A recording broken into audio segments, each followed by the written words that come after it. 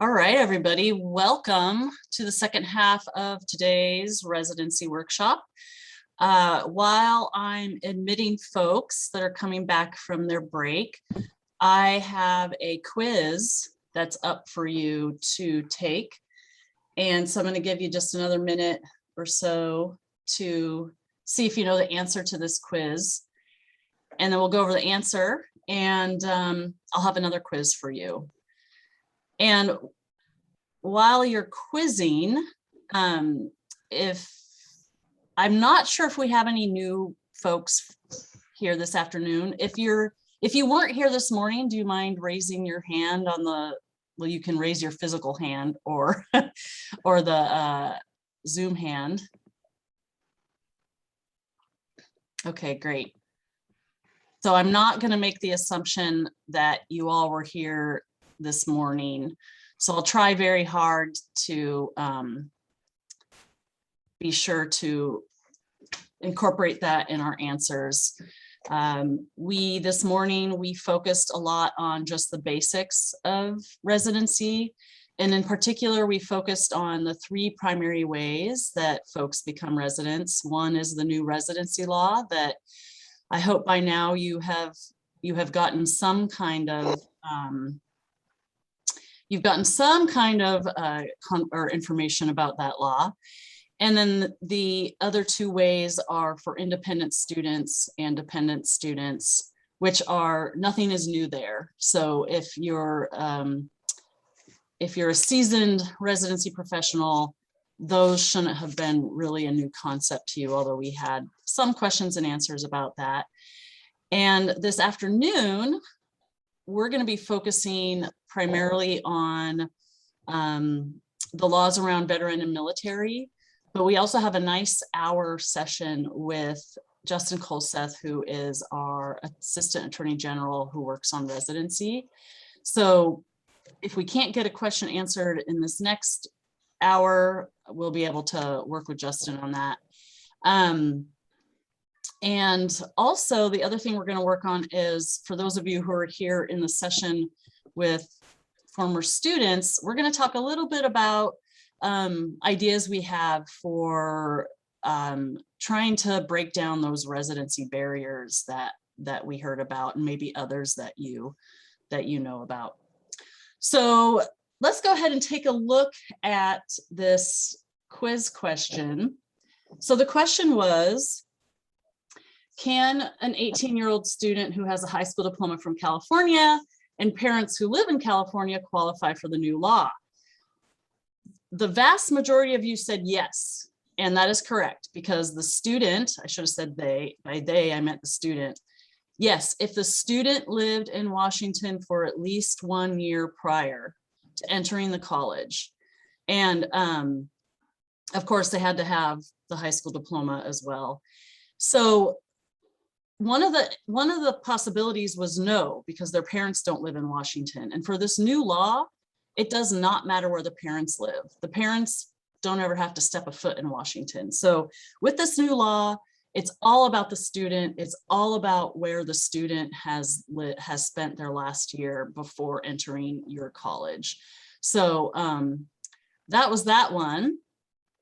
And then I got another quiz for you that kind of, let's see, this is kind of a lead up into what we're going to talk about next.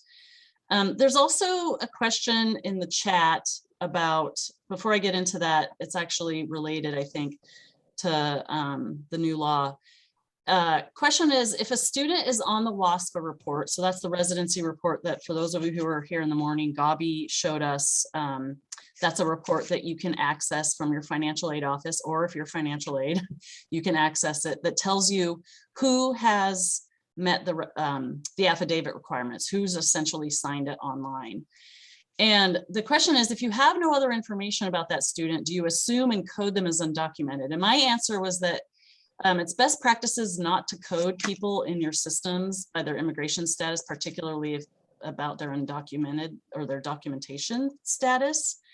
And then the further question is, do we change them from resident to resident for tuition and aid only? And what I'll say is if they meet the new law's requirements, if they've signed the affidavit, they are a resident for tuition purposes under the RCW, and they meet residency requirements for all the aid programs. So I don't know if there's something different in your coding where you call them a resident and a resident.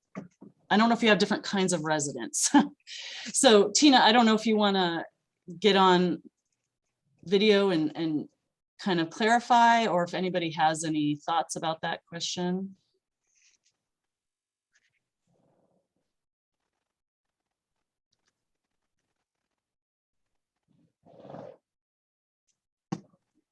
Okay, so I think what I'll say there is. Can you hear me, Gail? Oh yeah, go ahead, Tina. Okay, sorry. Okay. So at Central, we use PeopleSoft, and they have me coding they're a resident or they're just a resident for tuition and aid purposes. Okay, so different coding types. Yeah, so that is probably an institutional thing. What I'll say, and this comes up a lot, I was potentially going, I might have a slide on this, I can't remember, but one of the things I've run into in working with a lot of you is exactly this issue, is like the different types of residents that your institutions code a student as. And all I can say is that the RCW, so the law that I shared with you earlier this morning, it says if a student meets one of those 25 plus ways, they are a resident for tuition purposes. So they are actually, specifically the term is resident student by law. And some of those, depending on how they meet residency, get like all of them meet aid requirements, but not all of them meet Washington College grant aid requirements, or sorry, residency requirements for aid. So from my perspective, a student who meets the affidavit is a resident student, pure and simple. If you have other terminology about residents at your institution, like there's this kind of resident, there's this kind of resident, there's this kind of resident, that's something that is something that your institution came up with. But I will say, just from my own personal standpoint, my guess is it could happen to students too. Like when I'm talking with folks and I hear, is this a full resident or just a resident for tuition or just a resident for that? And to me, I get confused because for me, I'm going off the law, and the law is saying this is a resident student. And so that's a long answer to your question, Tina, to say that's an institutional policy, I would say. But I would say if you're going to be looking into it further, I would just say that the law is that students are resident students, period. And I would say if you have different kinds of residents at your institution, it has the possibility of causing a lot of confusion. Because as far as the law is concerned, they're all the same type of resident, if that makes sense. They just got there a different way. And then the other thing that makes it confusing, of course, is only those top 5 meet residency requirements for Washington College grant and college bound.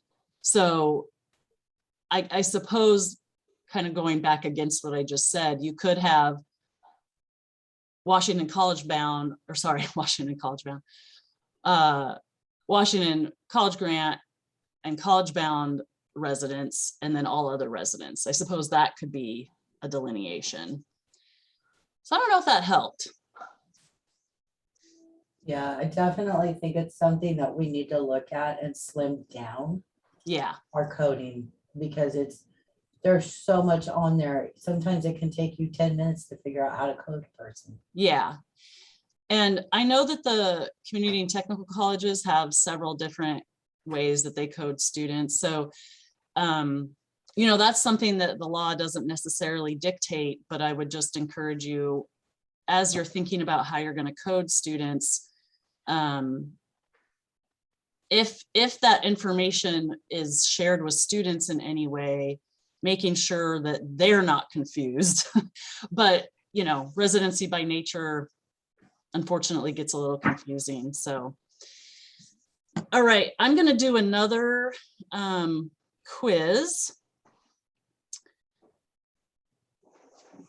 This is going to transition us into what we're talking about later, or what we're going to talk about next.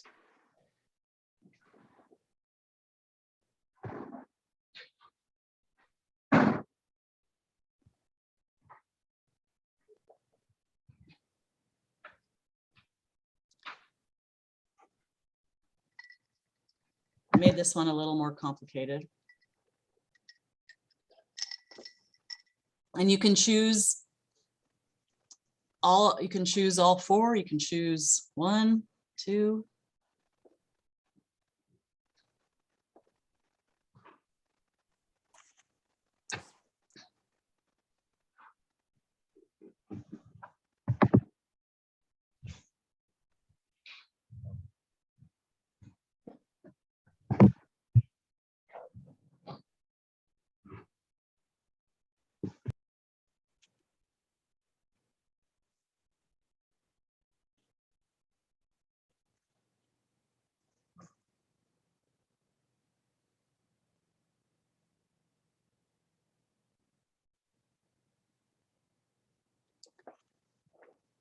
And also it looks like Jill shared about how with Tina, how they do the resident thing. So those kinds of questions, I encourage you all to talk with each other, especially we have a residency listserv for our residency officers at the public institutions, and that's definitely an institution by institution choice.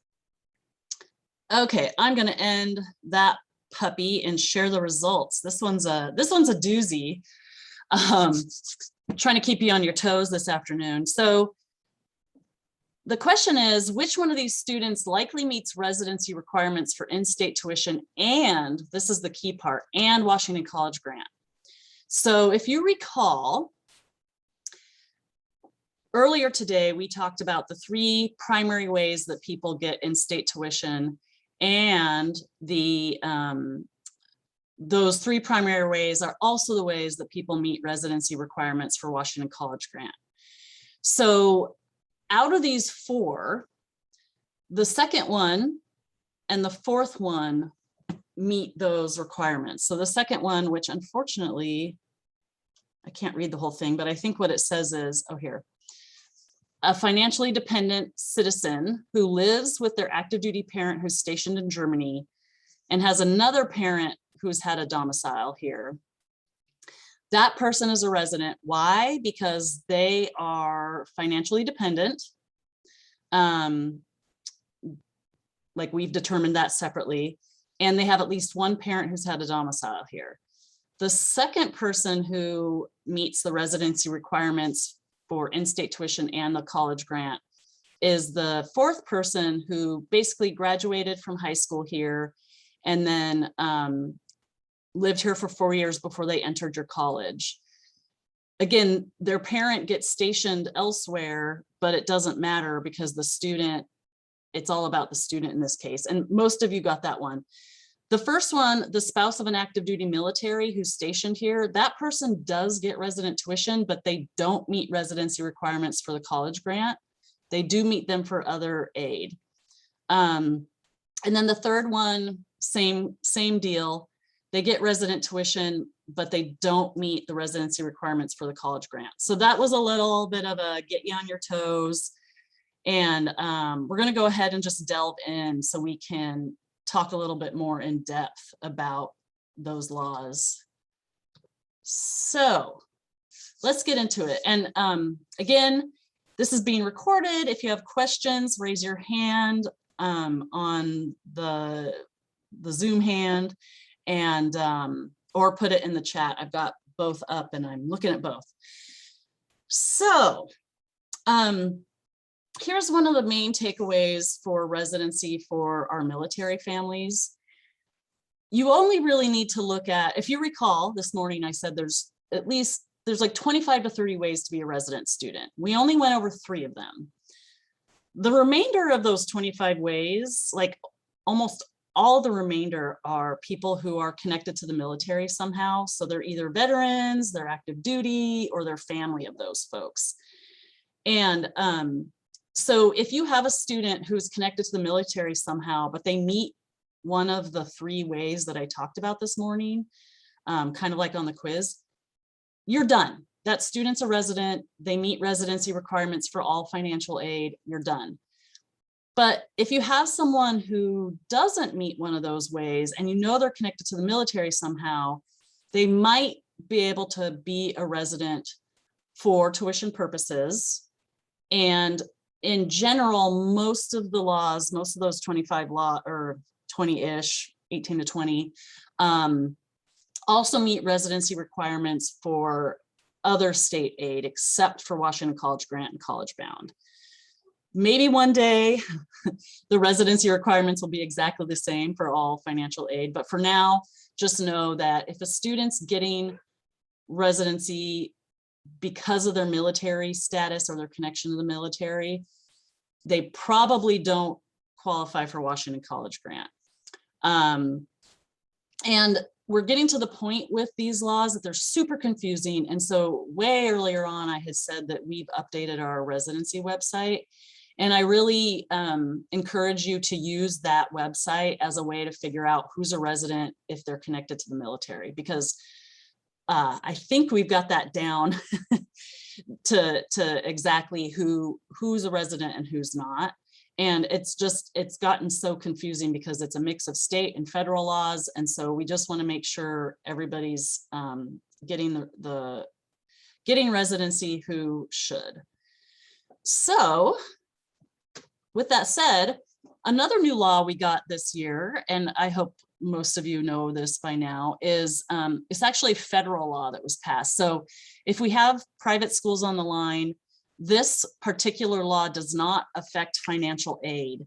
It's only for our public institutions that are charging in-state tuition. So we have a new group of people, which is actually quite a big group of people who, if they live in Washington and they're using the GI Bill, so whether it's the veteran using a GI Bill or their dependents using the post 9/11 GI Bill, if they live in Washington, they are residents for tuition purposes. So they have to be charged in-state tuition, or else, this is where the federal piece comes in, or else the VA won't give your school funding for that student. The reason why they aren't also eligible for financial aid is because it's a federal law and not a state law. So that's one more little interesting piece to add to our veteran laws. One thing I do want to share, a lot of you might have seen this, but we're hoping, we've requested an agency bill, or it's called an agency bill request. So we've requested a bill for the legislature this upcoming session to basically clean up our veteran and military residency laws.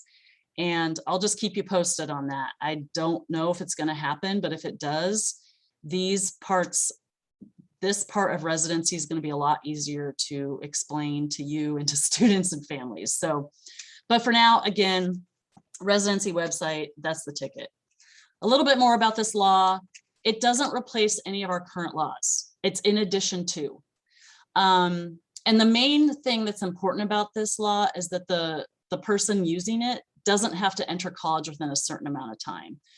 We have another state law that does require them to start within a certain amount of time. And I'll go into that. But in this case, they get in-state tuition regardless of how long they've been out, if they're actively using the GI Bill. They have to be living in Washington. That's the other big part. And it doesn't apply to active duty. So that's the new law. And then I could do a whole hour or two on all of our laws for veteran and military, but instead I'm just going to point out what I am assuming are the most common that you see. So very common one is a military member who's stationed here, as well as their spouses and dependents. Those folks get in-state tuition, but as we did in the pop quiz, they only meet residency requirements for state aid that is not Washington College Grant or College Bound. So I would think probably one of the more common ones that they'd meet residency that they would potentially get is like state work study, for example. Another group is Washington National Guard and their spouse dependents. And there is actually a new Washington National Guard grant that our agency manages. So that does require Washington residency, and well, great, all Washington National Guard are residents. So that works for them. But again, they don't meet residency requirements for Washington College Grant unless they're a resident through other ways. Which more than likely a Washington National Guard member is going to be a resident through another way, because they more than likely didn't enter the Washington National Guard as a resident of another state, but you can't always make that assumption. Another group that's kind of new are dependents who have, and I think that's children and spouses who've received post 9/11 GI Bill from someone who's active duty. And the main language here is that they're entitled. So if they can show you, I qualify for this, I'm entitled for this through their certificate of eligibility, they don't have to be using it. So this is different than the new law. They don't have to be actively using it. They just have to show that they're eligible for it. And in this case, they or the active duty member don't have to be living in Washington. They just have to show they have the benefits. And similarly, this is the 3-year thing I was talking about. Veterans and spouses and dependents who don't live in Washington, but can show that they're eligible for VA benefits, don't have to actively use them. They can, as long as they enroll within 3 years of the veteran's separation, they too get in-state tuition and meet residency requirements for state aid, except Washington College Grant and College Bound Scholarship. So there's a few others in there. I'm not going to go into them in depth unless there's questions. So happy to answer any questions that come up about veteran, military, and kids/spouses. One more piece of, I've already said, go to the residency website a few times, but if you are new to your position, please connect with your school certifying official. This is the person, and sometimes I know some of you are the VA school certifying official, but this person is always on top of the most recent laws about VA funding, and they're a good person to be in touch with, especially if you know you have a lot of veterans or military or families. And then, as well as you can, please try to provide clarity to your students. This is, I think, even though, we could have spent a full day on what we talked about this morning, I think this is where a lot of confusion lies. And so just want to make sure everything's clear.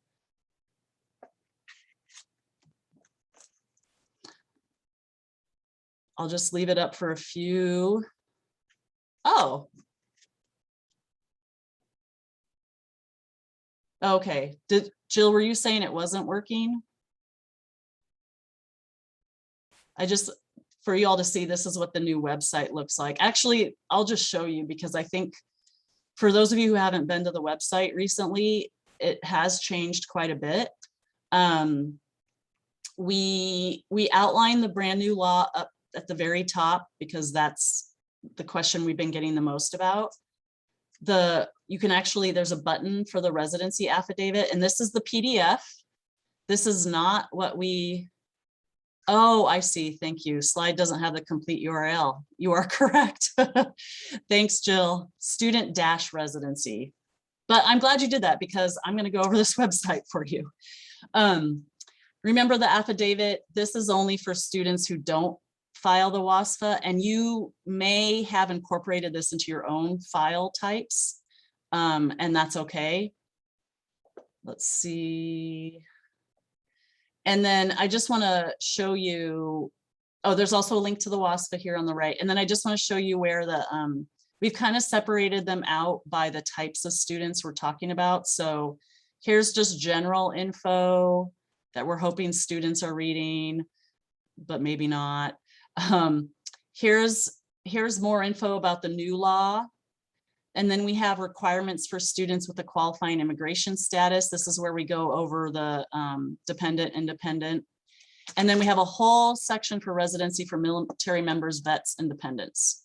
And this is where everything here is everything you would see through any other resource that I would share with you. So this is, I hope, going to be really helpful for you as you also update your own websites, or you can point to ours. And then we also have the other ways to meet residency requirements that are not as common. And we also have resources for you all here. Granted, we're running low on webinars and digital and print resources, but we really tried to separate out by the audience.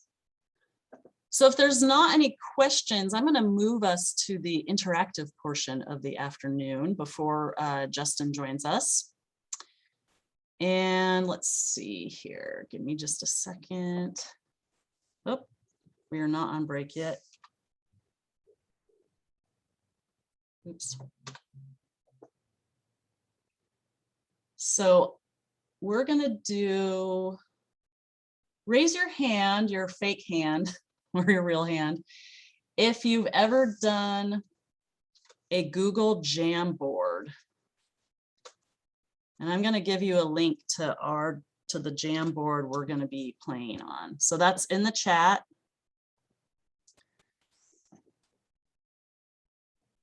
And I'm just going to share my Jamboard screen, but you should have, your screen should show the same exact thing that my screen has. So I think we just had a new person, so I'll share again in the chat. Oh, I see some hands up. Thank you, my University of Washington friends. We're going to do a practice Jamboard. So here's how Jamboard works. This is essentially a whiteboard that's on your computer. And if you want, I suppose you could use a dry erase board on your computer, but nobody else will be able to see it. So what we're going to do is over here on the left, there's all sorts of ways to enter information. We should all have access to this Jamboard. And we're just going to practice. Where should we hold the 2022 residency workshop? Over here on the left, you can choose a sticky note. And I mean, I'll just put the obvious answer. And then you can move your sticky note around. And I see that someone put Disneyland. And if I'm like, yes, Disneyland, I can actually use my pen here. Let's say I want a blue pen, and I can put a star. There's also, you can erase something that you did. You can also, if you want to put a triangle around something. So it looks like you all are getting it, and that triangle. And then there's also here a text box too. So if you just want to type it. Wow, Vegas. Okay. Guess we got some people who want to leave some secrets behind, huh?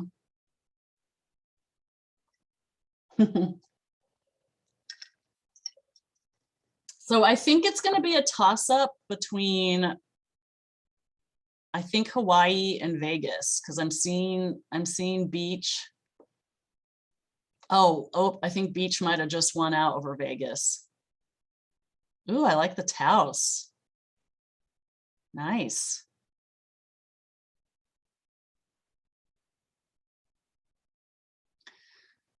Okay, well, I hope that made sense for folks. So our next question we're going to get into, oh, Vienna coming up from behind. All right, so our next question, we're going to start talking about how equity and residency intersect, and we're going to talk about it as it relates to barriers to student residency. And I kind of left this question a little vague. It's what I wanted you to think about is who experiences the most barriers as it relates to student residency. And this can be anything related to residency. It could be everything from just the law itself. Is the law creating barriers? It could be related to process. It could be related to information. And also if you could list out what those barriers are, go ahead and do that. So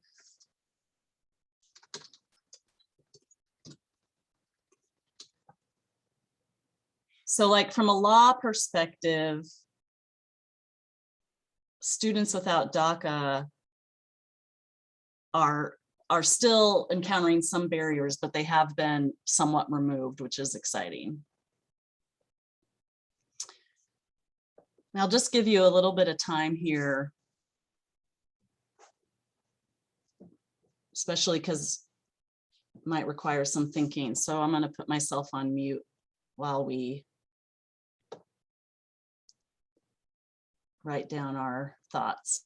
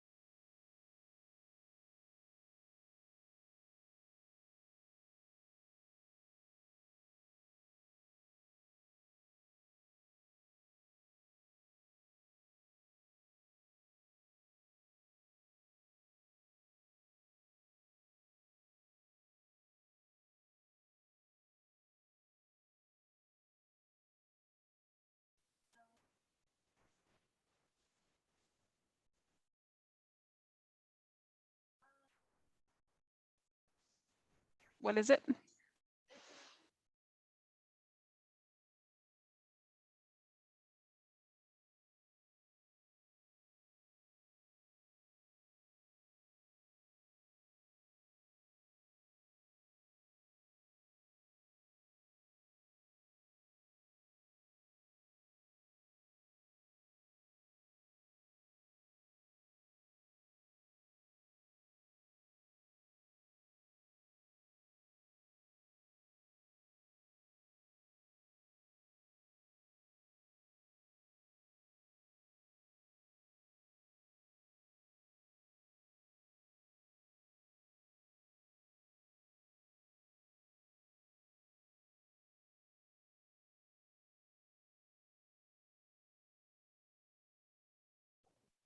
Okay, I'm gonna give one more minute. Looks like we got lots of ideas here. So let's do one more minute.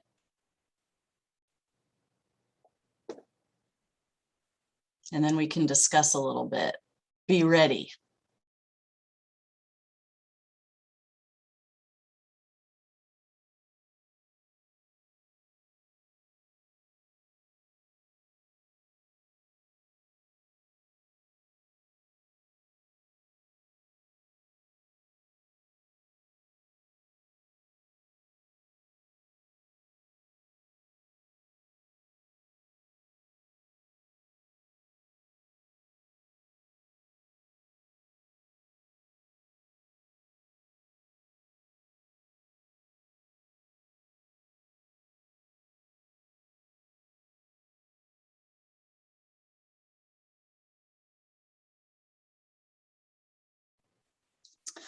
Okay, I think we have a nice little Jamboard here, and I'd like to hear, man, I see so many concepts here, so many students, so many barriers, although I don't want that to sound like there's all barriers.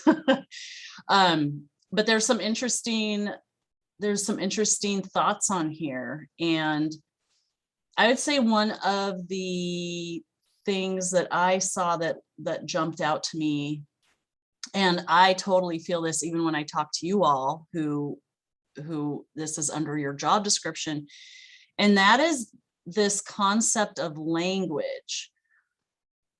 Like language, understanding residency terminology,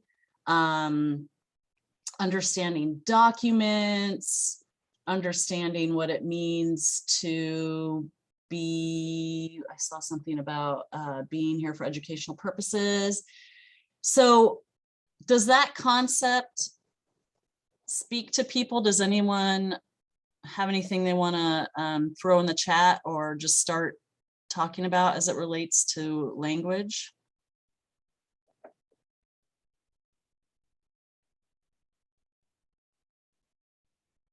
Tina. I'll just say that as a whole, the institution of higher education is not known for communicating things in plain and simple ways. There's kind of a history of using administrative ease and kind of expecting that students in college, they should be able to read this. Kind of tied into old notions about who our students are and just some not good things in the history of higher education. And it is difficult when you have been working in that environment for a while to shift that mindset. And but there is this thing, and I did mention it, it's called like a plain language movement. And there's websites about it, there's institutes for it. And it's kind of like accessible design. The idea is that if you write something so that someone at the kind of lowest level of reading ability can read and understand it, then it's usable by everybody. And there's all kinds of tools that we can use, and things you can run your stuff through. I find for myself it's a challenge. I don't naturally tend to write in a plain and simple way. So I'm always running things through the the readability checker, and then like, okay, can I try to fix this? But I think it's something that, we can strive for. It is difficult because there's a lot of legal terms. I mean, we have to use domicile because it's a word that's in the statutes, but domicile is not understandable. One of the things we're tossing around is maybe a residency glossary. Kind of the idea of, just upfront providing okay, we're going to use this word domicile. Here's kind of what it means in plain language. And it would be awesome if we could have something like that statewide. Thank you so much, Tina. While you were sharing some of that, in the state, for state agencies, and I think a lot of times state agencies have requirements that they have to be held up to that a lot of the public institutions don't. And one of those is, I actually don't know if this is a law or just a nice thing to do. So I'll have to look into that if you're interested, but we call it plain talk.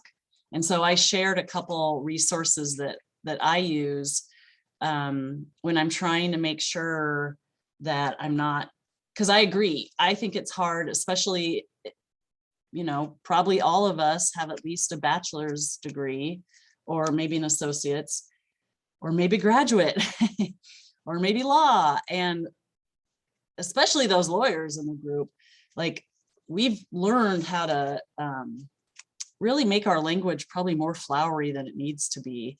And I like what Chris wrote, bullet points are especially helpful. Simple is good. And the app I like the best is actually this Hemingway app that I shared. It color codes things and tells you when you've been too verbose. So, play around with those. But Tina, you're right. At some point, what can you do when you've got a word like domicile, which actually has several different definitions, right? There's the definition for residency purposes, but it also just means like your house. I think people just use it as your house, right? So we have a lot of challenges inherent to this work. And I really like how someone wrote, students who don't have higher ed cultural capital. That's such a huge, I feel like that is really what encompasses a lot of these students, these other students that we listed, students experiencing homelessness, LGBTQ, undocumented students, students living with family in Washington who aren't their parents, first gen students, DACA. So that higher ed cultural capital, you could call it kind of what Tina was alluding to, and that is our educational systems were made for a certain group of students, primarily white men, white land owning men. And so a lot of those things have kind of trickled down, and that's not where we are anymore. And even though I know our community and technical colleges were made with a broader intent, they're still built off of these systems that don't necessarily work for everybody. I like what Gumlai says. It's important to try to meet students where they are versus the robotic method of having to speak with each student a certain way. Very true. What other things popped out to people? I also saw, so there's the thing about, well, actually, let me just double check. Does anyone want to respond about the language concept?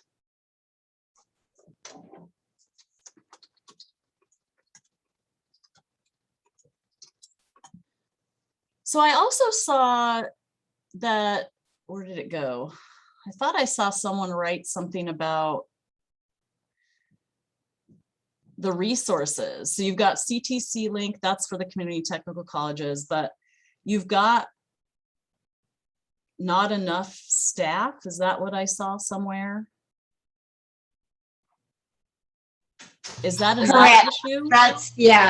We're so critically understaffed. We literally right now have my frontline staff, 2.5 people. for all admissions, registration, records, which includes residency, processing applications, and me.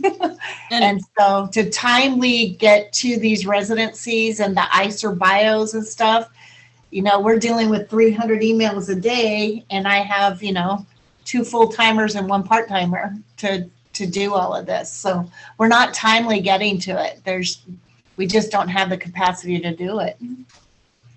So that kind of says something too, you know, if you don't have the resources, if you're not being invested in, how can you provide what you know is the best way of doing things? And then so if you're not being invested in, how do you kind of cover that gap? What other things popped out at you?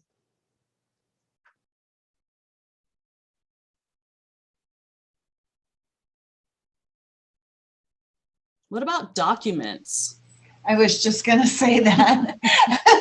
I didn't put it on here, but one of the things that we always see is students not have printers or ability to scan stuff or sign things. Yeah, how do they get information to us or fulfill those when some don't even, you know, can't even access the document or don't understand the residency document itself.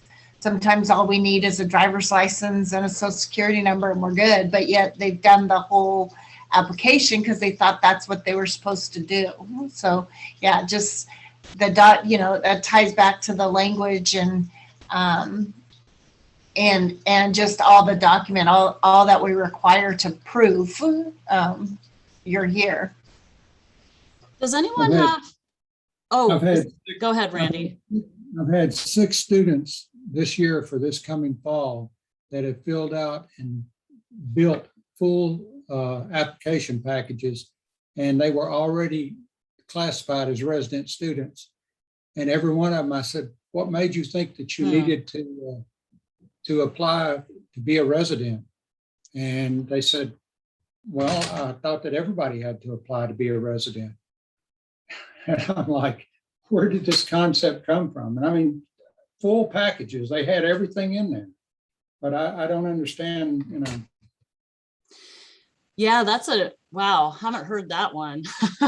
They're just trying to cross all their T's and dot all their I's, it sounds like. So this is the first year I've had that many or had that happen. I've had it happen in the past on 1 or 2, but this year it's just like they're out of the woodwork. Well, I'm going to move our Jamboard. I want to make sure we have enough time to just do one more question before Justin joins us. I'm going to move us to the next question. And if this doesn't move for you, at the very top, there's an arrow. So there's page 2 of 7, which is where we were. And then there's page 3 of 7, which I'm asking you go to. And this is where we try to answer some of these questions. So I'd like to hear, especially as it relates to documents, how do you reduce those barriers for students who don't have printers, like Linda was saying, or like what Randy's sharing, like are filling out forms and spending time on stuff they don't need to be doing? And how do you deal with language that is super confusing even to us? So it's either what does your institution currently do, or what would you do if you could wave your magic wand?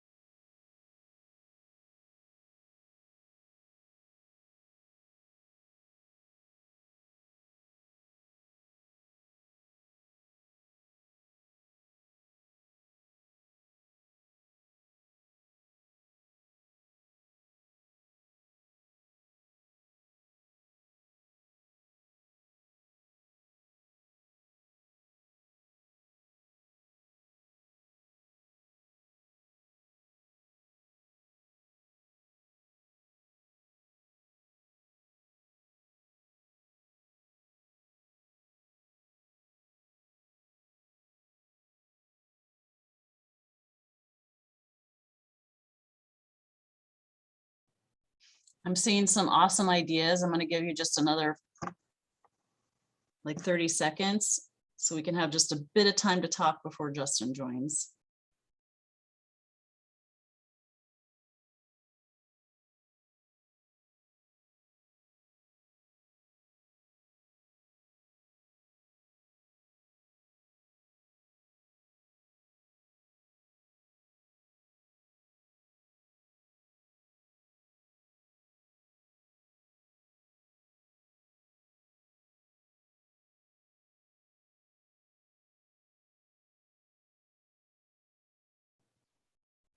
Okay. Anything that anyone's dying to make sure we walk away with having talked about, or any shared concepts that pop up?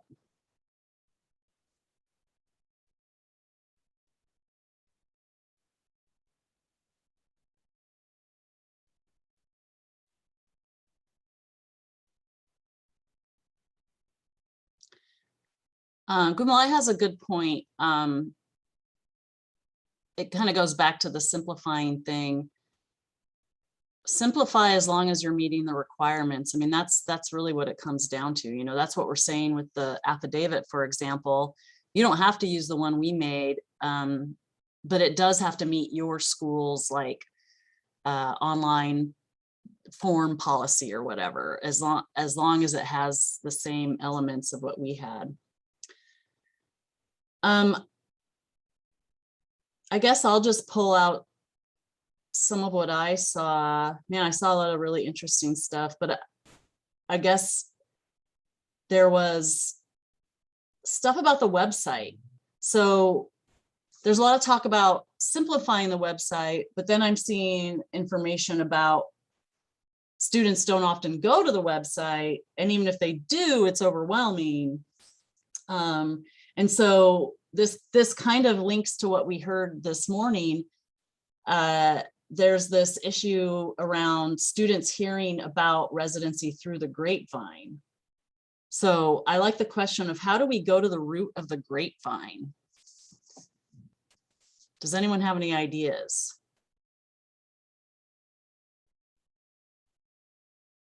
Randy's laughing. The problem is there's as many grapevines as there are kinds of students. Yeah.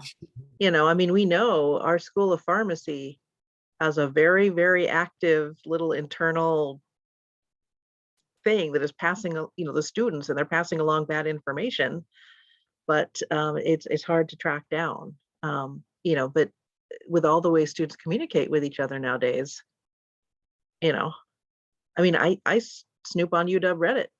Oh, See, yeah.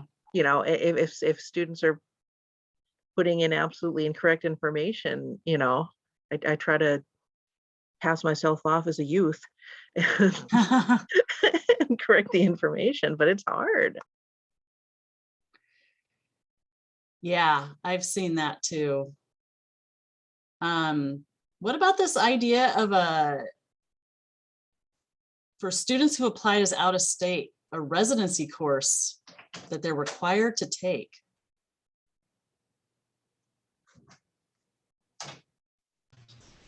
I would just say something that's linked to the application, because that's where we can help our new students. It's definitely on the front end when they're going through the application itself. You know, is there as they're doing the window and they come to the residency, you know, is there this fun bubble, you know, they're into memes or whatever the latest thing is, but that says, hey, kind of you checked non-citizen, so now you have to jump over here and do this little, you know, but it has to be linked on that front end. And if, you know, technology is the way, then how do we get technology to work for us instead of us still manually having to, you know, they'll land in suspense and they're going to sit in a queue till somebody can manually look over and figure out what happened. As far as CTC link goes. So I still think it's on the front end somewhere. I think that links to this idea I see on here of a residency survey where students can take this survey to see if they're eligible. And I see some yeses and yes, and Yeah, maybe that's where it starts. It's like right before you do your application, answer these 3 questions. do any schools, I'm just going to ask this one question and then I'm going to just give you a minute so we can break before Justin, but are any of you out there? So I know that the CTCs are using, you have the same application, whether it's CTC Link or the whatever you call it, legacy system. But the rest of the institutions on here, as far as I understand, have their own admissions application and they're all different. So is anyone doing that? Is anyone doing anything beyond the basic question of, do you live in Washington? And if not, what would it look like? Could you even make that happen? What are all the barriers to doing that? I saw Tina Moorfield. So we just started doing this about 6 months to a year ago. Did you live in Washington? How many years, 1 to 2? If they have an out-of-state address or out-of-state credits, they're automatically made a non-resident. And we send them an email letter immediately, not once they're accepted, but when they apply, that says, thank you for your application. It is in review with admissions. However, you are a non-resident, da, da, da, da, da, and it goes on and says, here's our website, here's our phone number and email. So you're giving them that heads up. Immediately. Yeah. Tina like Miller, did that. you have an addition? Yeah, we ask, at least for our undergraduates, we ask a series of questions. Are you a resident? How long are your parents a resident? How long? Addresses, etc. And it kind of feeds through our student information system, and it either kind of spits out resident or non-resident. And then if they say they're a resident, but the system says non-resident, I actually go through their admission applications, and we only do it if they're admitted, just because there's the volume issue. They are treated as a resident for admission purposes, so nobody's getting hosed by that. But if they're admitted, we send them something. This year I tried kind of tailoring it to, if it looked like they met the old affidavit, I'm like, fill out this affidavit. If we just needed them to correct some stuff with their addresses, like if they give us PO boxes, we told them to do that. We were thinking of trying to incorporate the new residency affidavit questions into our admission application, but the problem is it has to be done so far in advance because we use the Coalition app, and stuff has to go so far in advance, and there were still some things not yet settled by the time we would have had to do it for this year. So I think we are going to try to do that so that we don't have to ask students to fill out an affidavit if it looks like they meet the affidavit. But a problem is admissions timelines are early. So And Randy, you had something to add? There's one quick thing I want to point out is talking about barriers. Is one thing I found is that if a student fails to check 2 boxes, one, have I been in Washington State for the last 12 months, or am I a Washington State resident? If they fail to check either of those boxes, it instantly puts their residency into question. And I am beating my head against the wall to say, wait just a second. If everything else indicates that this student is a Washington State resident, why do you automatically classify him as a non-resident and make him jump through these hoops? Why don't you just go back and say, let's take a look at the record? And so I found that has been a real barrier, is these systems that automatically classify them because they fail to check a box. And we get that all the time. And I mean, I don't even make them go through that hoop. I just call the student and say, he says, my dad works in Washington. I've lived here all my life. And I say, and give me one bit of proof, a driver's license from your dad. And then I go in and check it, and return it. But that happens all the time. And that is a real barrier. Yeah, thanks for that, Randy. That's something that I didn't really say it earlier. I kind of said it as it relates to the new law, but you really don't have to run your student through the residency questionnaire if it's clear that they just checked a box wrong. The residency questionnaire, which I totally know needs some major updating. That's there for you to figure out. That's really there for you to figure out two things: if the student's independent or dependent, and if the student or the parent, whoever it has to be, has a domicile here.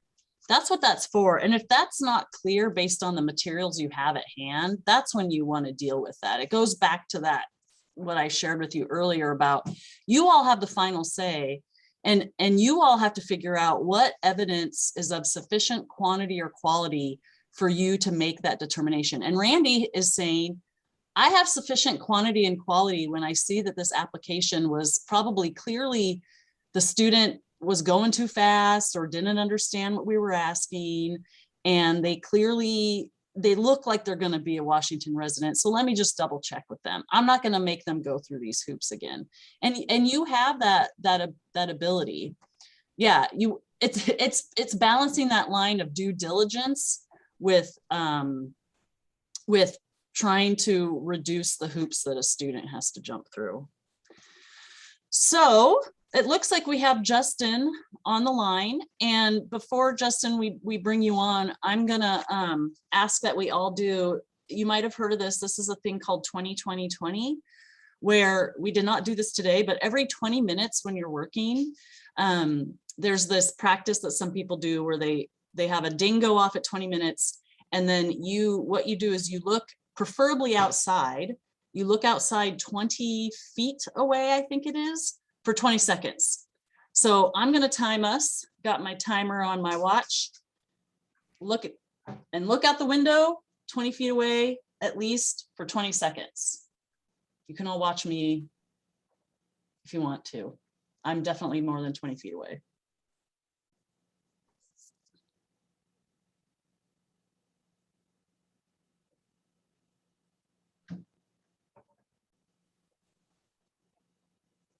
Okay, that was about 20 seconds. So something you can steal if you need to. All right, well, let's go ahead and we're going to shift gears. I hope you all just have a nice bundle of questions to share with Justin. I'm going to stop my share. Justin and I both have our videos on. So what we'll do is, Justin, if you can introduce yourself. We've all been waiting for you. We're so excited. And I have some questions that I emailed you. Did you get those questions? Let me check. I have not reviewed any questions. Okay, well, so if you don't sent me even worry questions, about I it. may or may not have received them, but Oh, don't worry about it. we I can might not talk have about hit them today. send. That's okay. So go ahead and introduce yourself. Yeah, so my name is Justin Colseth. I'm an assistant attorney general with the Washington AG's office. I've been working with the Student Achievement Council on issues of residency since 2014 or so. So a little over 7 years now, I think. Yeah, I advise Gail on issues that relate to residency for purposes of in-state tuition, and sometimes on other issues that relate to residency.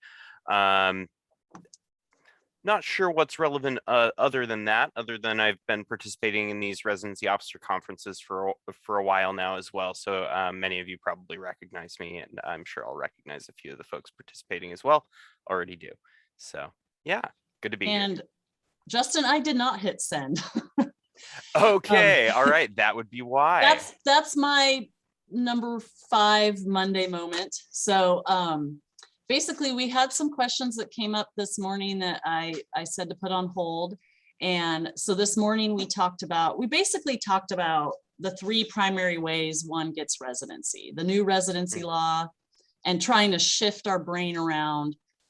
Let's look at that law first before we look at the independence dependence. And so talked about those 3 laws, or 3 ways to get residency, how they intersect with financial aid. We talked about the WASFA a bit, and then this afternoon, we talked about laws for veteran military, and what you saw was us kind of talking about like, what are the barriers that students experience with residency and how can we fix those?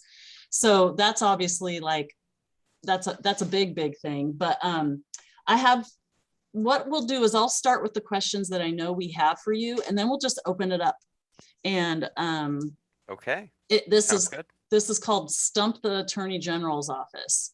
I love this game. So one question, actually, I have two that are related to the affidavit. So one I was actually going to address this morning and I forgot. So this question came through ahead of time, and it was asking whether the requirements of the affidavit are going to change next year. And we have no way of knowing that until the legislature ends its session next year. And next year it's a short session, which means it ends March or April, I think, unless they extend it. So it could change, and this is true every year. So every year, as you're advising students, and the reason why the person asked is because they're already advising students for next fall, for fall 2022. And so Tough. obviously it can be hard to tell someone, well, the law right now is X. And if you do XYZ, you'll meet that law. But caveat, the law could change at any time. And so the answer to that question is really, when you are advising students that far in advance, you just want to remind them that laws can change. Usually with residency, at least in the state of Washington, they change for the better in the student's case. So I would hope that it wouldn't be harder to meet the new residency law, the affidavit requirements. Justin, do you have something to add to that at all? Oh, I think you might have froze. Okay. Well, while Justin's unfreezing, oh, kind of moving. Justin, you're with. Am I back? Okay, Am I there back? you go. Yeah. All right. It's hard to know exactly what's going to happen with changes in the legislative session. We do know that there have been some agencies, some colleges or universities that have expressed, some discontent with the way that the law is currently worded. And so there is a possibility for a push to change the law. And I think that the overwhelming likelihood is that the push would, if it were successful, would make it a little bit more difficult to become a resident under 5194, because I think the idea is maybe that, although the doors have been opened wider, maybe it's too wide, although I don't know. That's really for the legislature's judgment, and they can look at, who's qualifying as a resident and make that decision for themselves. But yeah, unless the legislation changes something, there won't be additional changes beyond what's already been done.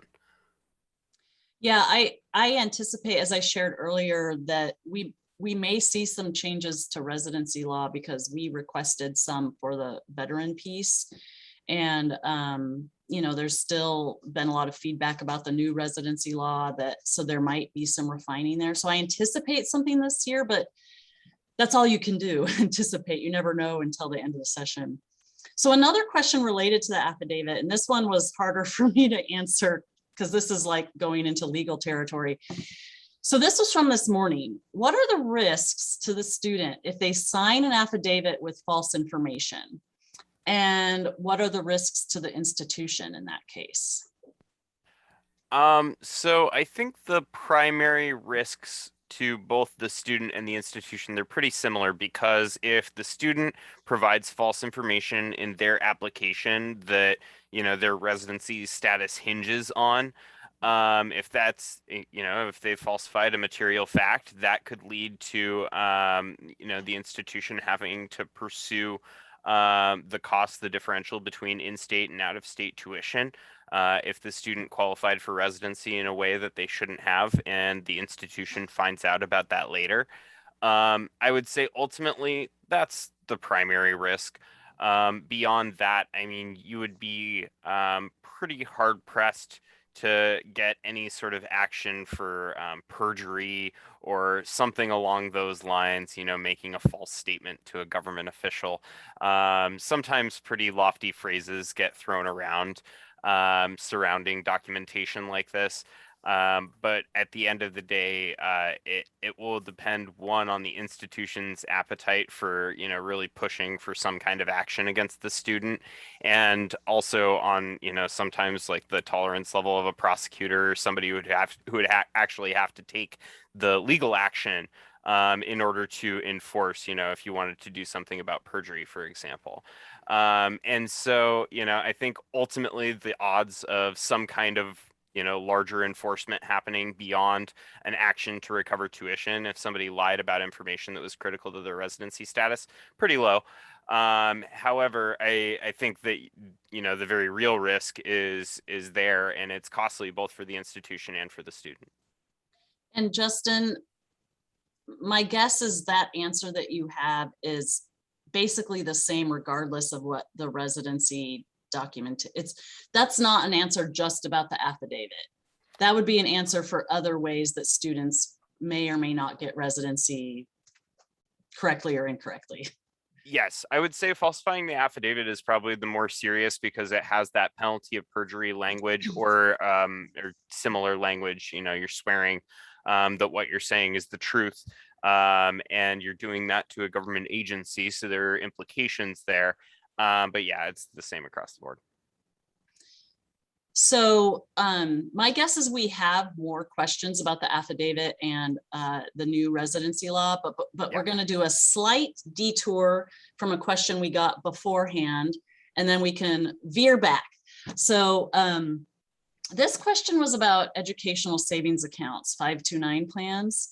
So we didn't get in depth about this, but when we're talking about dependent students, or sorry, when we're talking about trying to figure out if someone's financially independent or dependent, that sometimes is the hard part, not the domicile part. And so some ways that students show that they're financially independent is they could have a educational savings account under their name, and that, depending on a bunch of different things, that could show that they're actually financially independent. But this question was specifically about in our guide. So there's the guide that I shared out with you ahead of time. It says that the name on the account, so on an educational savings account, must be the student's, and nobody but the student should be able to pull funds from that account for it to count as the student's income. Does that mean that all accounts still in a custodian's name, I don't know what FBO student, are considered to be dependent? And at what point in time should we look at in terms of the change in ownership of a custodial account? So the question is, does this mean that all accounts still in a custodian's name are considered to be dependent? At what point can we look at change in ownership? So I think that you would want to look at the circumstances. I mean, what the rules say is that if the account was created before the student entered high school, there shall be a rebuttable presumption of dependence, which means that there is a possibility that the trust account can be considered evidence of independence as opposed to evidence of dependence. And so you're going to want to look at the overall circumstances and mainly whether or not there are any beneficiaries other than the students, the individual student rather, of the account. If there are other beneficiaries, if other people can withdraw money from the account, then that's obviously not money that belongs to the student. The custodial account question is that's a tougher one because I would say that it on a technical level could disqualify the student because the institution could consider it evidence of dependence on the custodian of the account. But I don't think that the law requires that the institution make that determination. So I think that that's something that does fall within the professional judgment of the institution. personally, I would just be looking at the surrounding circumstances of the trust and who the beneficiaries are. If the student's the only beneficiary, and if there's, if the parent isn't able to withdraw money from the account, I don't see why the parent technically being the custodian of the account really affects the student's financial dependence or independence. Although on a procedural technical paper level, I can understand the argument. The parent's name is on the account, so technically it's the parent's resources. So I can see it both ways. And that's why I would say that, there's enough room there for it to be institution's professional judgment.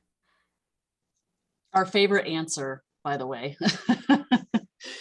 Are there any other questions about that? So you can see this is the depth, this is the specificity we're getting into this afternoon. Any other questions about trusts or what makes a student financially independent versus dependent?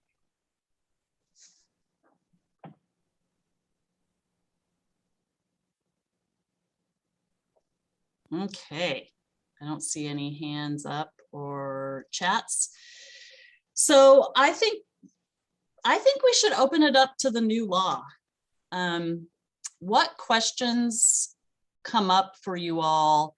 And you can throw it in the chat, raise your fake hand, raise your real hand, about the new law and anything related to it.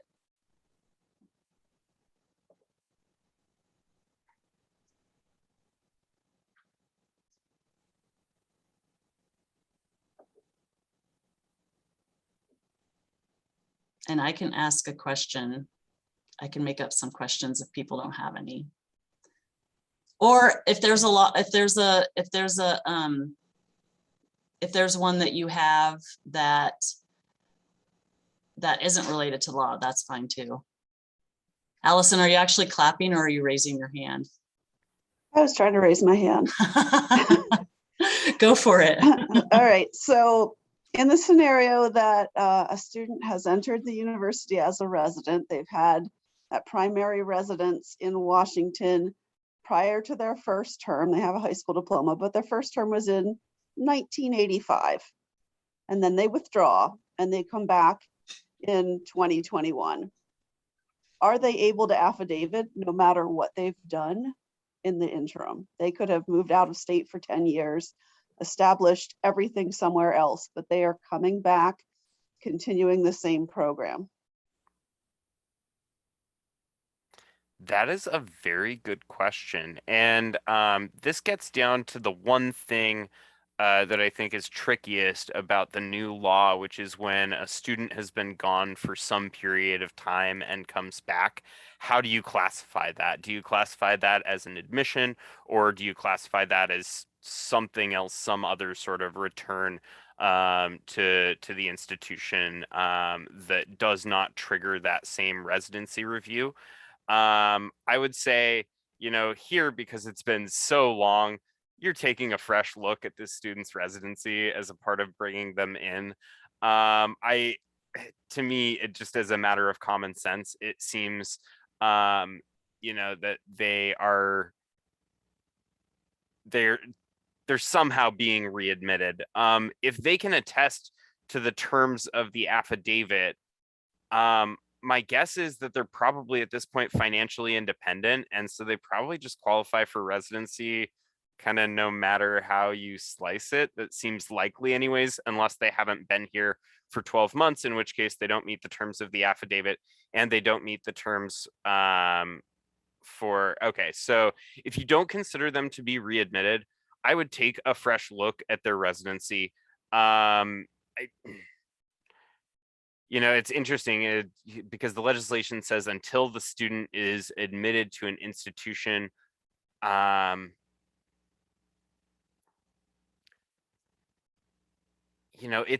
would say this falls within the institution's judgment as to whether or not they consider it a circumstance where they want to be taking a look at the student's residency and considering whether they meet affidavit requirements.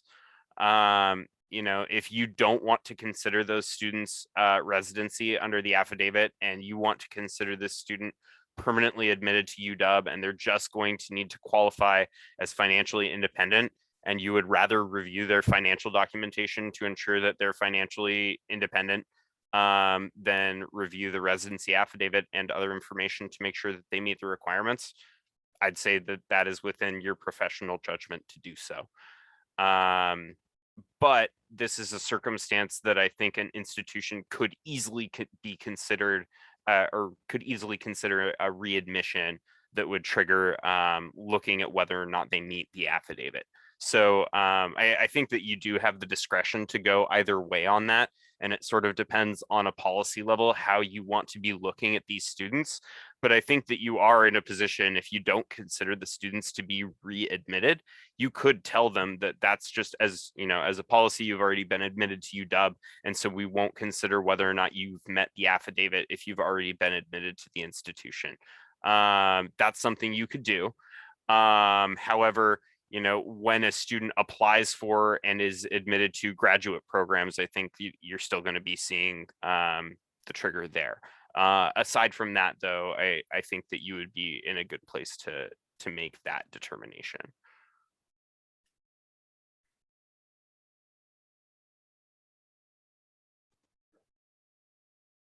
Are there any Interesting. other Okay. questions along those lines?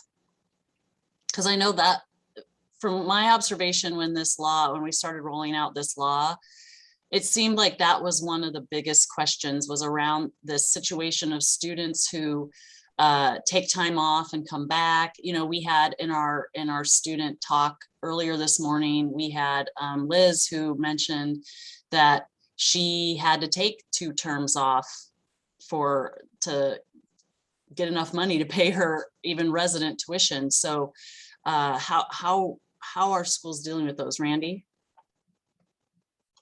Mute. Okay. Justin, based on what you just said in that discussion, then really this affidavit really is geared towards first year, or first time students at a college. So I think that largely that's true. I think that's, you know, especially if you're talking about the original 1079, that's sort of who they were aiming at getting, those people who are coming out of high school pretty fresh, or people who are attending college for the first time. I don't know that that was the complete intent of the legislature. I think that there was a broader equity intent, and that they did want to increase access, you know, to the extent that they could, without creating complications, you know, because there are those federal requirements about when you make benefits available to undocumented people, those same benefits have to be made available to everybody, regardless of state of residence. So I think that there were some sort of decisions that they made about how they wanted to draw the lines. But I don't know that it's fair to say that it was just aimed at people who were attending college for the very first time. I think that what really that they wanted to do is give institutions the ability to give residency to more people. And I think that there is language in there that gives institutions flexibility to decide sort of who they want to apply that to, at least So to a would certain extent. You say that if you have students that are using this that are not first time, that might be a trigger for you to at least take a little bit deeper look? Yeah, as a matter of institutional policy, if that's what you want to do, you certainly could. You know, another thing I would say is that when a student has switched institutions, so if they're going to a new institution and they're being admitted to that institution for the first time, that would be another situation where you would want to take a look at the affidavit. So if they're coming to your institution for the first time, they are being admitted, and that would be triggering the requirement under the statute. Okay, thanks.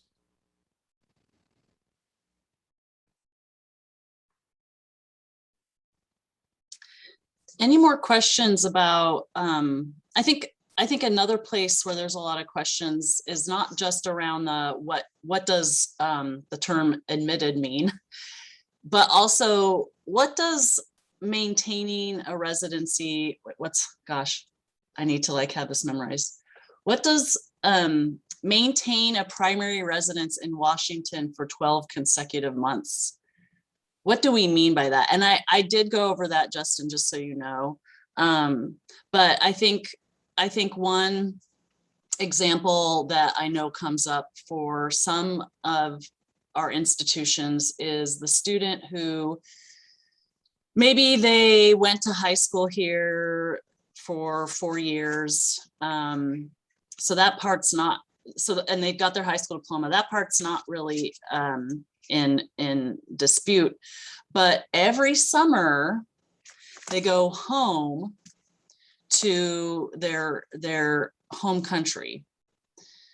And it just so happens that the summer before they go to college is another summer that they went home. So that 12 months before they entered their new college, you know, they've been living here technically, but what about those 3 months where they went to a place where they go every summer?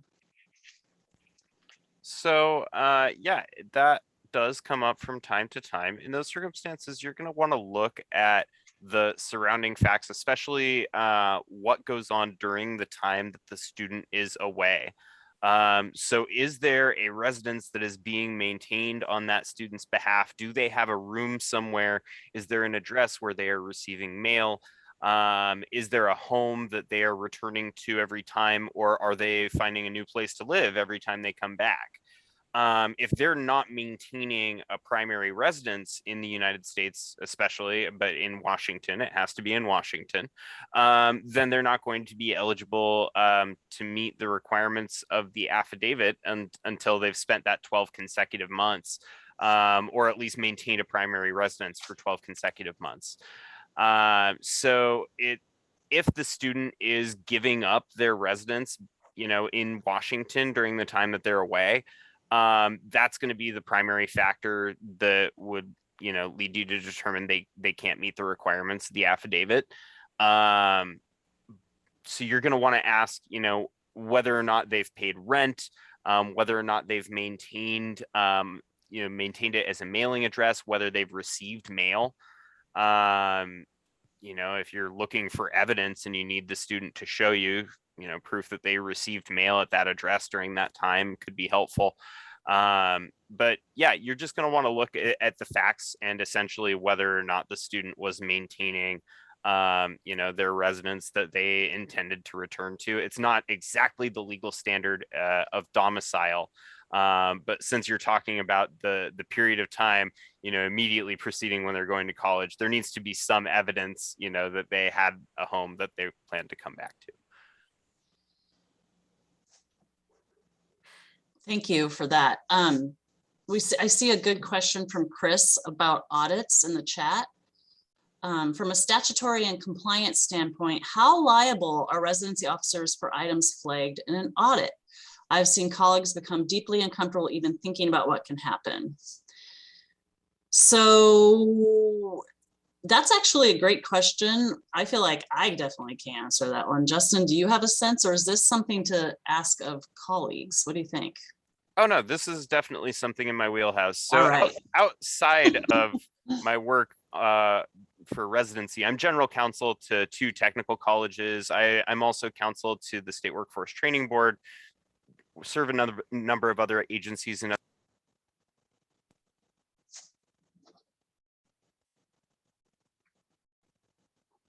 Justin, you're cutting out for me. I don't know if you are for other people. Yeah, I can't hear him. Okay.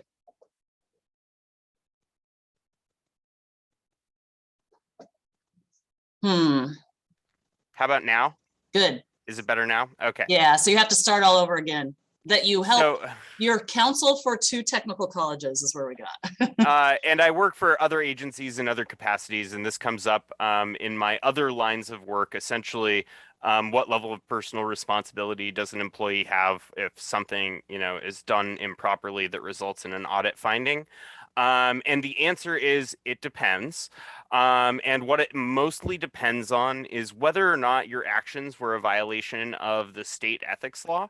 And so what the state ethics law talks about is using your position to grant special benefits to people in a way that is, you know, somehow favoring people that you have a personal connection to, or people that you know, or you know, perhaps yourself, you would also qualify as a private individual that could violate the state ethics law.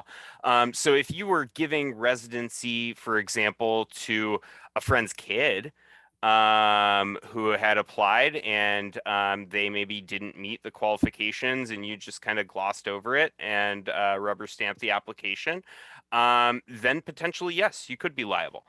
However, if it were just a determination that involved the legal question of whether or not a student qualified for residency, and the institution made the wrong call, or the state auditor down the line decides that the institution made the wrong call, the level of personal liability for that is going to depend on the policies of the institution, but it's going to be a lot more limited. I mean, you're not going to be responsible for the financial amount of any finding. The likely impact of the college is that the finding results in a warning not to repeat that particular type of violation, that they fix whatever policies or practices led to the violation, and that they follow up showing the auditor that they have made those changes to fix the problem.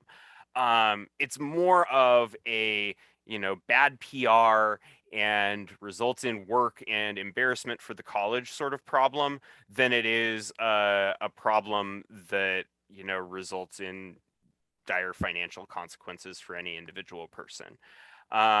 So, you know, whether or not it's going to impact you as an individual, I mean, depending on the level and the breadth and the significance of whatever the discrepancy is, it could impact you on like a performance level. You know, it could show up in your job review, your PDP review. However, I don't think that it's something that is going to, you know, result in somebody having to pay back, you know, money that was improperly discounted on students' tuition. I don't think that's going to happen. Great question. And great answer. Another question, this is going back to the new law, Justin. And that is, if you have a student who, this is going to be primarily at our CTCs, but not only actually, if you have a student who's taking like an adult basic ed course, a community education course, basically those either non-credit bearing courses or courses that are like more the professional credit, they're not going toward a degree and therefore charging in-state, out-of-state tuition. What is the first quarter or first term in that case? Is it the first term that the student takes an adult basic ed course, or is it the first term that they enroll in a college class? It's hard to say without looking at a specific circumstance, because I feel like depending on the timing, we might want to think about it differently. But generally, I would say it's when they start their first actual college program, not when they've taken an adult basic ed class. If there's a big gap, I guess, between when they take adult basic ed and college is when I would say maybe you take a look at it, and whether or not you maybe want to consider them to have been admitted at the time they took adult basic ed, it might make sense. But I think it's pretty much when they take their first college class. Yeah, earlier today, the way I kind of framed it, for those of you who weren't there, is it like the long and short of it is it's usually the first term is going to be that term when residency matters, like to simplify it. So, you know, if you like a community course doesn't charge in-state, out-of-state tuition, you're not evaluating that student for whether or not they're a resident. But Justin has a good point that there's still a case-by-case basis where maybe that would benefit the student to be, or maybe it makes sense for that to be their first term. But if generally the question is, I had a student who summer 2021 took an ESL course, and then fall 2021, they started in an associate degree. The fall 2021 can be that first term, so that if they moved here last September, they're fine. And I think that's typically what people are seeing. Now, if we have a private institution on the line, and it'd be the same kind of thing, because we're talking about this still supports students for financial aid. And I know that some of our private institutions also have like community-based education. So it's the same, it can be the same situation.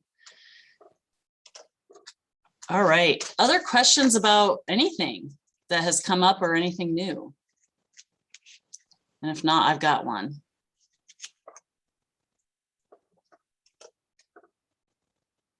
Tiffany. Oh, Tiffany. Hey, we were wondering if, well, with HB 1079, the affidavits, we were told not to keep those in order to protect students who were undocumented, so that we wouldn't have documentation floating around that they had stated that they were undocumented. Now we're wondering what to do with these new forms. So the answer in every situation is you need to abide by your institution's record retention policy.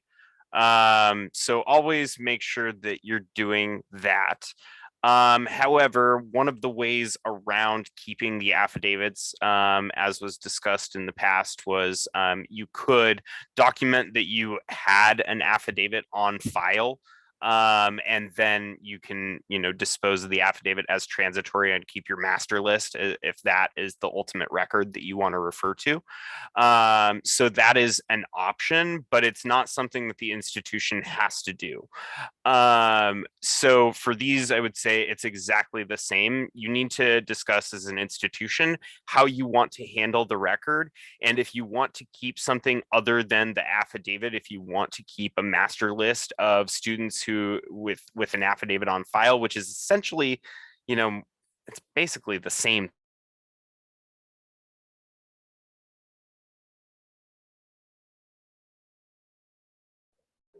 Justin, I think you froze. Well, while Justin's unfreezing, I'm gonna share. I just want to show you the affidavit, because what I think one of the things that's nice about the affidavit is it doesn't, you can see down here, the student, both on this PDF affidavit and on the affidavit on the WASFA, the student is being asked to certify that one of these things is true, that they're a US citizen, or that they'll file an application to become a permanent resident. So there's nowhere in the affidavit process where a student identifies what their citizenship or immigration status is. So I just wanted to share that so that you had some, there's some protection there in terms of the students' immigration status. Am I back yet? Yes. Excellent. So what I would add to that is, especially under 5194 with the broadening of the requirements, it is even less likely to show anything about the student's immigration status. I think we're going to end up getting a lot of folks who typically wouldn't qualify as residents because of out-of-state residency, who are going to end up getting lumped in and adding to the people who qualify under the affidavit.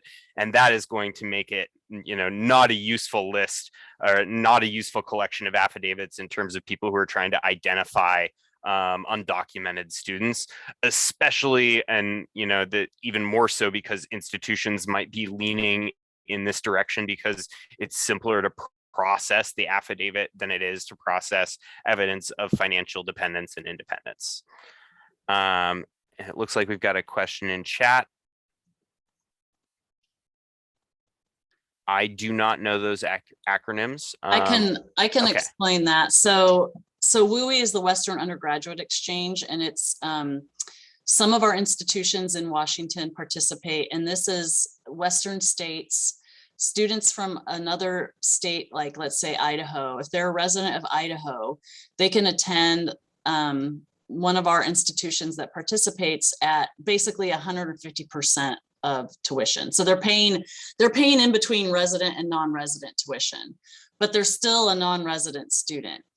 But if you had a student who was attending here, and you can attend all 4, all 2, however many years you're here, at that 150% rate, and then if you apply at the same college to go to grad school, and they meet the affidavit, what are they? That's fascinating. So I think they're potentially in violation of the terms of their WUE tuition agreement. That's that's the lawyer's answer. Yeah, well, no, my take is that they're not a resident until they're a graduate student. You know what I mean? And so while they were an undergrad, I would think they were fine because they were attending as a non-resident, just paying a little bit less than non-res tuition. Right. And to me, the term establishing residency sounds a lot more like establishing domicile than it does like looking at whether or not somebody meets the requirements of an affidavit. And so I don't know. That's a tough one. I'm not that familiar with the terms of the Western Undergraduate Exchange tuition agreement, but I think it would partially depend on the exact language of what that says. I think ultimately, though, the main risk is that the student is violating, that agreement. I don't know that you would necessarily say the student doesn't qualify for the affidavit just because they were receiving that tuition. Right. So Tina is onto the exact thing that I'm trying to put out there, which is I don't know that makes a difference for the residency officer, although as a matter of institutional policy, I think that's something that's within your professional judgment to decide as an institution whether you want to look at that as a factor in determining whether or not somebody can qualify for residency. What I will say is there's a risk there that an administrative law judge might not care so much about what the WUE tuition agreement says. So, I think that, you're going to want to check by institutional policy and check with the institution, but ultimately, it seems like they shouldn't qualify for residency if they're not supposed to qualify during that time.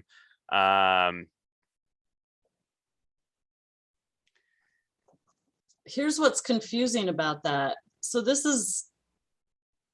you've got a state law going up against a programmatic policy, unless WUI is in law somewhere. I don't know.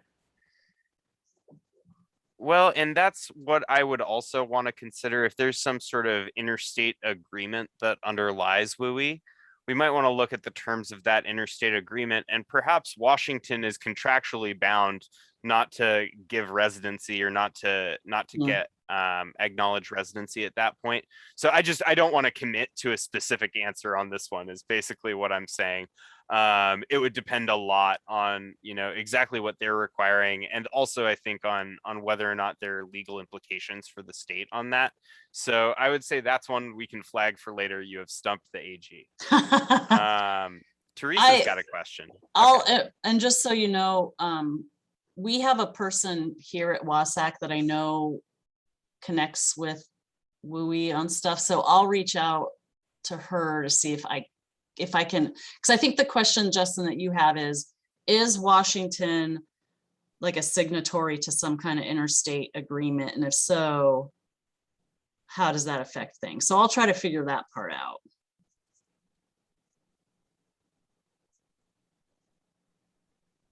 Okay. Teresa? Yeah, thank you. I'm just wondering, in the past, we have had to report our numbers for 1079 to the legislature. How many were DACA, how many were employment or EADs, that kind of thing. Are we going to still have to do that with this new law? I can answer that. That wasn't necessarily related to the law change. That was something that WASAC collected every year, and we're no longer doing that for multiple reasons, primarily privacy reasons. Well, yeah, it was actually just numbers. It wasn't students. So Right, but it was just kind of one more place, not to be collecting okay, that so data. we don't have to keep track of how many of these we actually approve. No, unless a law comes along that changes that, but there is not a law right now that, yeah, Thank you. yeah. Other questions?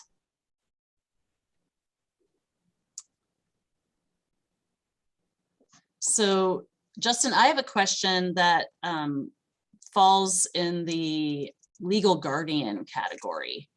Oh, those are always fun ones. And okay, bear with me. Let's see if I can get this one. So a foster student, first question, a foster student who's like a Washington foster student, their legal guardian is, they're the ward of the state, right? So their legal guardian Yes. is the state of Washington. Correct. So if they are living with a foster family and the foster family is paying their way and the foster family is not their legal guardian, but the student's clearly financially dependent, that student, if they don't meet the new residency law, they would get residency through the fact that Washington is their parent. Yes, they're a ward of the state. So Okay. they would, yep. So let's say you have a 20-year-old. They're no longer technically in the foster system. They don't have parents for whatever reason. Either the parents are deceased or the parents have lost all their rights to their children, but they are receiving significant financial assistance from someone, so they are dependent. Is their parent, do you still look to the state of Washington as their parent because they don't have any parents or legal guardians other than the state? Oh my goodness, that's such a tough one. But their legal guardian remains the state. If they were a dependent of the state when they graduated, you would look back at that for purposes of determining their residency. So they're financially dependent, and their parent, for all intents and purposes, is the state of Washington. So you would be able to do it there. You could also make an argument that a student whose deceased parents were Washington domiciliaries could maybe qualify, because you could kind of say that either could be considered the parents in that situation. But the state is definitely considered a parent for purposes of determining residency for all foster kids. Yeah, it would be a pretty tough burden to impose on, students who are already in a very tough situation. So let me take that one step further. How far does this go? How long? Because I think this also applies to students who had legal guardians, like human legal guardians, up until the age of majority, is that what it's called? So up until they were 18, they had a legal guardian, whether it was the state or a human. They're now 28 years old. They're getting all their school paid for by a relative or a foster parent or a friend, not a spouse. How far back can you go? Can you go back 10 years? Can you go back 15 years? Yeah, I mean, that's why I mean, if you want me to be honest, this is one of the areas where I think the law gets kind of problematic, because it doesn't consider the logic of people's actual circumstances and how people can be disconnected from their parents in a lot of ways. But the statute says financially dependent, domicile of parent. And so it goes as far back as, I mean, it just goes all the way back. So when you have a financially dependent person, no matter how old they are, you're still going to be looking at the domicile of their parents. Or legal guardians. I mean, if they've had somebody else establish legal guardianship over them for some reason, then you can look at that as well. But yeah, I mean, some people end up being in a tough position because they are financially dependent. I would say that many of those people might meet the terms of 5194. So that might be like a workaround for people in this situation. So definitely encourage people to look at that if they've got a student who's, you know, just desperately trying to qualify for in-state tuition and has lived in Washington for forever, but just gets some assistance from outside or some assistance from elsewhere. But yeah, those are my thoughts on that. Yeah, thank you for that. I think that's a good example of where the new residency law supports more than undocumented students. And it also points to how to use that law as a practitioner, to look to that first, so that you don't have to answer the questions, the kind of complicated questions that can come up around legal guardianship. So thanks, Justin. That's great, because I actually have someone I need to answer on that one.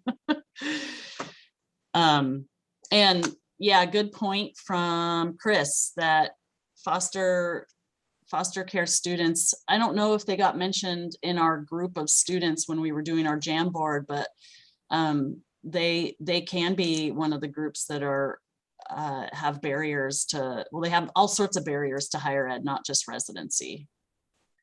And also, thank you for the link to WUI. I'm going to look into that more. I was just reminded by a colleague that our deputy director was recently a commissioner of WICHE, which is the org that manages WUI. So we'll hopefully get an answer to that. I'm just curious, show of hands or shout it out. Is this an issue that you think is widespread? I know not all of you are WUI, but my guess is because Tina at Central asked that maybe it's an issue there. Are there other schools that imagine this WUI thing could be an issue? Okay. Thanks, Allison. Okay. Awesome. Well, we have about 5 minutes.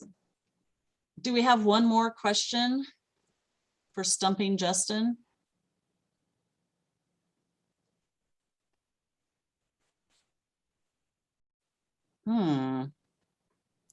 So actually, I did pull up the WUI agreement, and I think I have a tentative answer on that.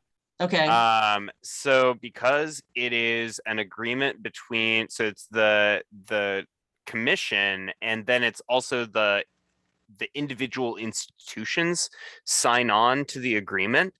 So you have a conflict between an institutional agreement and state residency law. I am not sure how the institution wants to resolve that conflict on a policy level. You would need to talk internally about, you know, what that meant for the institution and how you wanted to handle those risks. And I'm guessing the institution is going to want to bring their own AAG into that conversation, because that is it's a tough policy question. It puts the institution in a difficult spot to say whether or not a student is a resident in those circumstances. And I think you're going to want to bring their AAG into the conversation, which ultimately probably results in me getting pulled into the conversation. And then everybody talks and we figure out, you know, sort of what's best within the parameters of the law and the circumstances and the facts. So yeah, that's sort of a wibbly answer, but you know, it's a really weird situation that you get into when you have these changes to residency law that, you know, the legislators don't know every single thing, you know, that's happening down on the ground. And so sometimes you have a weird conflict like this. Justin, I'm going to take that advice and ask one more question for you. And do you have other times related to residency when you would suggest to folks on the call, instead of calling me? So that's one of the things is I'm here if you have any residency questions. You come to me first, and then I determine if I need to talk to Justin, if I got to get the legal opinion.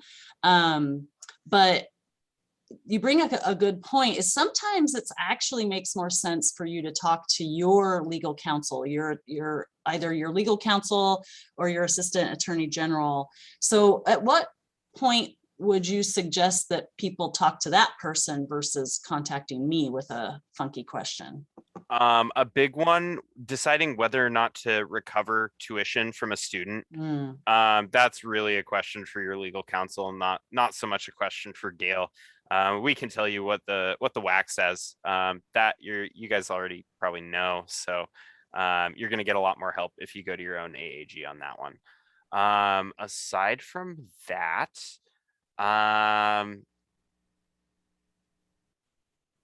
you know, obviously if a student appeals or something like that, you're going to let your AAG know immediately, right? That's not something the Student Achievement Council handles.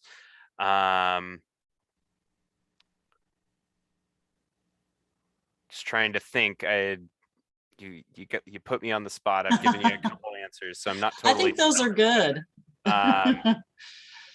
Yeah, there are probably other times, but you know, it's just any time that the issue involves more of a question of what the institution should do, sort of as a policy call, as opposed to what does the residency law say or mean.